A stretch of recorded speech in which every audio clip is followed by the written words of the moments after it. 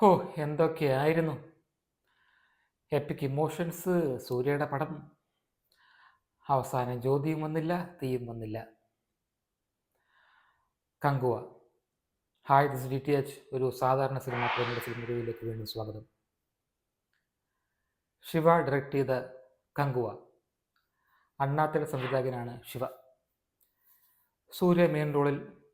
ആദ്യം സൂര്യയും ദിശ പട്ടാനിയും യോഗി ബാബുവും ഒരുമിച്ച് ചേർന്നുള്ള കുറേ കോമാളിത്തരങ്ങൾ.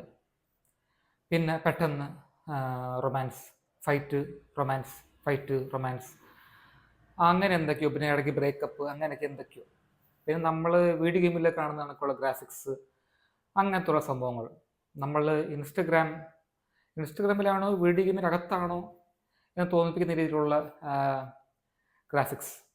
പണ്ട് ജെന്റിൽമെനിലൊക്കെ വിട്ട കേസാണ്. അങ്ങനത്തെ ഉള്ള ഗ്രാഫിക്സ്, ഇങ്ങനെ ഹാർട്ടിൻ്റെ സിമ്പിൾസ് ഒക്കെ ചാടി ചാടി വരുന്നു. അങ്ങനത്തെ ഒരു പരിപാടികൾ പണ്ട് 92-ലോ 93-ലൊക്കെ ശങ്കർ വിട്ട സീൻ. അത് കഴിഞ്ഞിട്ട് ഈ പാട്ടെന്ന് വെച്ചാൽ ഇടയ്ക്കിടയ്ക്ക് ഈ പാട്ട് വരുന്നുണ്ട്. ദേവിശ്രീ പ്രസാദിൻ്റെയാണ്, റോക്ക് സ്റ്റാർ DSP ദേവിശ്രീ പ്രസാദിൻ്റെയാണ് മ്യൂസിക്. ചില സമയങ്ങളിൽ BGM വളരെ നല്ലതാണ്, പക്ഷേ മിക്ക സമയങ്ങളിൽ പാട്ട് വളരെ ബോറാണ്. പിന്നെ ഏറ്റവും വലിയ സംഗതി എന്ന് വെച്ചാൽ ഈ പടത്തിനകത്ത് നാക്ക്, എല്ലാവരുടെയും നാക്ക് ഭയങ്കര ഒരു ക്യാരക്ടറാണ്. എല്ലാവരും, പ്രത്യേകിച്ച് സൂര്യ, നാക്ക് ഉപയോഗിച്ചുള്ള അഭിനയം, നാക്ക് ഉപയോഗിച്ചുള്ള ഡാൻസ്, അങ്ങനെയൊക്കെയാണ്. നാക്ക് മുഖ്യം ബിഗിലെ എന്ന രീതിയിലാണ് സൂര്യ അഭിനയിക്കുന്നത്. പിന്നെ കണ്ണിനെ തുറച്ചു നോക്കുക, നാക്ക് ഇങ്ങനെ നീട്ടുക. പിന്നെ അലറൽ. അലറൽ എന്ന് പറഞ്ഞാൽ അലറലോടലറൽ. അതായത് ഈ സൂര്യവായി ആയിക്കോട്ടെ, വില്ലനായി വരുന്ന ബോബി ഡിയോൾ ആയിക്കോട്ടെ, എല്ലാവരും ഇങ്ങനെ അലറല. അവരെ അവസാനം വരെ, ആദ്യം മുതൽ അവസാനം വരെ അലറലാണ്. ഈ 2 മണിക്കൂർ 35 മിനിറ്റിന് ശേഷം ഞാൻ വെളിയിറങ്ങിയപ്പോൾ എനിക്കൊരു ആശ്വാസമാണ് തോന്നിയത്. അത്രയ്ക്ക് ബഹളം എന്ന് പറഞ്ഞാൽ കാക്കഫോണി എന്നൊക്കെ പറയുന്ന പോലെ അത്രയ്ക്ക്, അത് പാൻഡമോണി എന്ന് പറഞ്ഞാൽ പാൻഡമോണി ഫുൾ. അതായത് ഒരു രക്ഷയില്ലാത്ത അലറൽ. തമിഴ് ഇടയ്ക്കിടയ്ക്കൊക്കെ വരുന്നുണ്ട്, പക്ഷെ അലറലാണ് മുഖ്യം. പിന്നെ ഇത് മലയാളത്തിൽ കണ്ടത് കുറച്ചുകൂടെ ബോറായി പോയതിനേന്ന് തോന്നുന്നു. തമിഴിലാണ് കണ്ടത്, അതുകൊണ്ട് ഇല്ല, അങ്ങനെയും ഇല്ല, അതുകൊണ്ടും ഒരു രക്ഷയും ഇല്ല. കാരണം പിന്നെ ഇതിന് അവസാനം പാർട്ട് 2 എന്നുകൂടെ കാണിക്കുന്നുണ്ട്.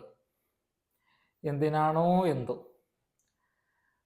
വൈ ദിസ് കൊലവരി ഡി എന്ന് ഞാൻ ചോദിച്ചു പോവാണ്. കാരണം ഇത് 2.5 മണിക്കൂർ കണ്ട് തീർക്കാനേ വളരെയധികം കഷ്ടപ്പെട്ടു. ഇനി പാർട്ട് 2 ഇറക്കാനുള്ള ധൈര്യം നിങ്ങൾക്കുണ്ടോ? നിങ്ങൾക്കുണ്ടെങ്കിൽ നിങ്ങൾ ഇറക്കിക്കോളൂ. പക്ഷേ അസഹ്യം എന്ന് പറഞ്ഞാൽ അസഹ്യം. ഈ കഥ എന്താന്ന് ഒരാളിപ്പോൾ എന്നോട് ചോദിച്ചാൽ തന്നെ എനിക്കിപ്പം കഥ എന്താന്ന് പറയാൻ പറ്റുന്നില്ല. കാരണം എന്തൊക്കെയോ കാണിക്കുന്നു. അതായത് 2024 സംഗതികൾ എന്ന് പറഞ്ഞാൽ അതും ഒരു ഒന്നൊന്നര സംഗതിയാണ്. അത് റഷ്യയോ മിലിറ്ററിയോ സൂപ്പർ കമ്പ്യൂട്ടേഴ്സോ സൂപ്പർ ബ്രെയിൻസോ അങ്ങനെ എന്തൊക്കെയോ ആണ് കണ്ടംപററി ലൈഫ്. പിന്നെ 2024 അങ്ങനെ ഏതോ സമയം. പിന്നെ ജോഗ്രഫി ഭയങ്കര സംഭവം ഉണ്ട്. ചില സമയത്ത് കണ്ടാൽ തോന്നും, ഈ പണ്ടത്തെ കാര്യം കാണിക്കുമ്പം ചില സമയത്ത് കണ്ടാൽ തോന്നും ഇത് ഏതോ മരുഭൂമി കണക്കുള്ള ബോബിഡിയോളുടെ രംഗങ്ങൾ വരുമ്പം ഒരു ചുവപ്പ് നിറവും മരുഭൂമി അങ്ങനെ സംഭവങ്ങൾ. പിന്നെ സൂര്യൻ കാണിക്കുമ്പം വേറൊരു ബ്ലാക്ക്, ഒരു ഗ്രേ, ഒരു വെയിലൊക്കെ ഉള്ള ഒരു സംഗതി, ഒരു ജോഗ്രഫി. പെട്ടെന്ന് അവിടെ തന്നെ ഭയങ്കര മഞ്ഞെന്ന് പറഞ്ഞാൽ ഈ കാനഡയിലെ പോലത്തെ മഞ്ഞ്.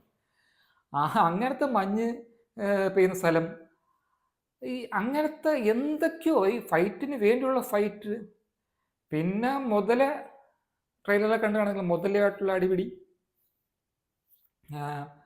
അതിൻ്റെ കൂടെ CBFCയുടെ പുതിയ നിയമമാണെന്ന് തോന്നുന്നു, ഈ CGI എന്ന് കാണിക്കണോ, എന്തിനാണോ എന്തോ.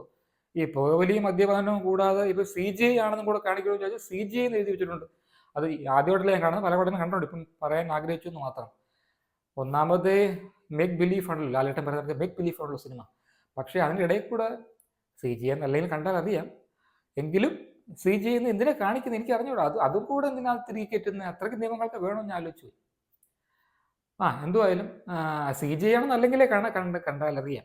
പിന്നെ ഭേദപ്പെട്ടൊരു സി ജി ആണ് മുതലയുടെ. അതിനേക്കാൾ മോശമാണ് മിക്കപ്പോഴും ഒരുമാതിരി കാർട്ടൂൺ കണക്കുള്ള സി ജി ആണ് പലപ്പോഴും. ഈ എനിക്ക് തോന്നുന്നു ആൾക്കാർക്ക് ഈ ഹാങ് ഓവർ എന്ന് പറഞ്ഞാൽ ഈ ബാഹുബലി ഹാങ് ഓവർ ഇതുവരെ തീർന്നില്ല എന്നുള്ളതാണ്.